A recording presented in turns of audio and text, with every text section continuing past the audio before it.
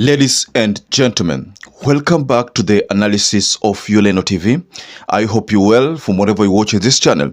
I'd like to start this session by appreciating you so much for making this channel grow. If you wish to support us, just subscribe to our channel and give this video a like.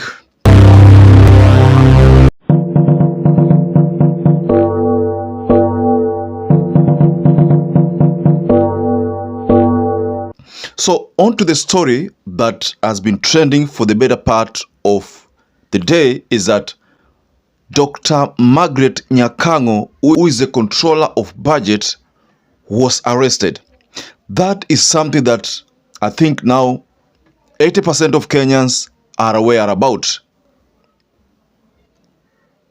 But this arrest of Dr. Margaret Nyakao has exposed some very disturbing truth behind such arrests. I want us to explore the possible reasons of Nyakao's arrest and why we think that this is not going to work for the people who are maybe planning this or planning to silence Dr. Nyakao because of maybe previous utterances she made. So first of all, I want us to go to a tweet that KABANDO has said, because KABANDO has referred to the old drama as RUTO'S rot. And this is what KABANDO says: "I'll never ever defend the corrupt or fault constitutional governance agencies for executing their respective mandates. But by arresting Margaret Nyakao for a complaint of 2016, yet it cleared her to be the controller of budget 2020. DCI is evidently doing a hatchet job. RUTO'S rot." KABANDO terms the whole ordeal as RUTO'S rot. According to the Star Kenya X handle, Nyakao enjoys security of tenure and can only be removed from office through a tribunal. This is like the IEBC commissioners. They enjoy the security of tenure. They can only be removed through a tribunal. Just like the Supreme Court judge. You can't just wake up and fire him. It's just like, even the DCI, I think so. You cannot just remove them. Even the DPP. So Nyakao enjoys security of tenure and can only be removed from office through a tribunal. This is to say that all the attempts that are being made to make sure that Nyakao is probably ousted might not work, because it is not easy to remove Nyakao from office. Maybe the orchestrators of this drama were either targeted to have her removed or to have her resign on her own volition, or maybe to scare her so that she doesn't make disturbing remarks like she made. I want us to explore the possible reasons why Dr. Nyakao, or rather why Margaret Nyakao, could be facing these problems. Let me take you to NADCO. And Margaret Nyakao was one of those guests who were invited for submission and to offer her what she thinks about the government operation. And Margaret Nyakao echoed what David D had been mentioning, or had been talking a lot about, the aspect that the government is overspending. And in that submission, she also touched on a very thorny issue on which people never knew. She gave an example of herself, saying that she's the only state officer in her department, and said that what she earns is a third of what has been budgeted for. These are not things which are going to sit well with the government, especially with the people of the treasury. That's why you find that the following sitting, where the treasury CS was there, the EPRA boss was there, there was even I think the energy CS was there. Where these people are there, this matter surfaced and they were asked. And because the people in Azimio within the NADCO team had reasons to believe that there was a lot of misappropriation of funds, because Dr. Nyakang'o talked about loans which have been taken, that these loans cannot be traced for any project. And she even went further to say, tell me of any project. There was total silence. Ladies and gentlemen, let me share with you a video where Margaret Nyakang'o is telling the NADCO team the truth which ordinary Kenyan citizen wouldn't have known. And I think this is the truth that is making her go through this separation right now. So just watch this video. Areas. The other area is borrowing without a plan.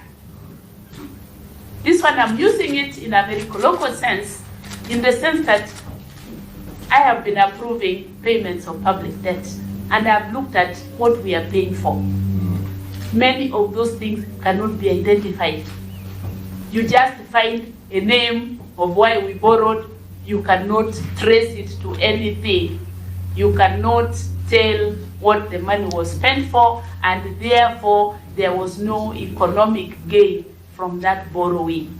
It is just like taking Fuliza, go to the bar and drink it all. You go back home, you'll find your family hungry, and you'll find all those other things. So I don't really need to gainsay this. We have seen high taxation leading to high prices, and therefore leading to inflation. So sometimes we do not link the high taxation to the high prices and therefore to the capital flight. Exaggerations are in the National Treasury, and let me just give one example. When I was doing the budget for Consolidated Fund Services, this is where my salary is paid from. I found out that my salary was budgeted at 3 times what I'm paid. I am the only state officer in my institution. So there's nothing like confusion there. I'm all alone. So I asked them, why is the budget showing 3 times what my annual salary is? And it was like that for all the state officers. What was the answer, madam? Chairman, I have not received the answer to date. Yes. So let's go back to KABANDO or KABANDO's tweet, or rather X, and relate KABANDO's posting with what Margaret Nyakang'o has said. KABANDO said, and I'm just repeating what I said, I'll never ever defend the corrupt or fault constitutional governance agencies for executing their respective mandates. But by arresting Margaret Nyakang'o for a complaint of 2016, yet it cleared her to be a controller of budget 2020, DCI is evidently doing a hatchet job. RUTO'S rot. So I'm underscoring that part, the last part that KABANDO says, calls the whole ordeal as RUTO'S rot. Could this be what is happening right now? Could it be related to what Margaret Nyakang'o said or revealed to the people through the NADCO submission? Could that be the case? Because the people in Azimio took that matter very seriously, and it has been dominating some debates, and some people have been using that to castigate the government over these issues, because the things she said there are very weighty, like saying that the government has been taking loans, but these loans, when you try to trace them, you don't find any project that these loans have done. I don't know whether you understand what she said there. Taking loans, but the loans, when you try to trace them, huwezi pata zimefanya nini. That is one thing that she said during the NADCO submission, and I suspect that this could be the reason why she had to be apprehended and subjected to a court process. Now she had to pay 500,000 cash bail or 2 million bond to secure her temporary release. I think that's what she parted with. na akaachiliwa but kwa muda. This is just for some time, alafu baadaye tena the case is supposed to continue. I think it's going to be on December 13th, if I'm not wrong. That is the date of I think mentioned. So that's it, ladies and gentlemen. So what do you make of Kabando or Kabando's remarks on this arrest of Margaret Nyakang'o? You know, what do you think? Just go below the comment section and tell us what you think about this drama. Now, to those people who have not supported this channel by subscribing, I'd like to kindly request you to support this channel by subscribing. Just head over below. There's a button written subscribe. Just hit it once. Now, to those who've supported us before, I want to say here that I'm forever grateful for that support, because without you, this channel cannot grow. So until we catch up again, stay safe and stay blessed.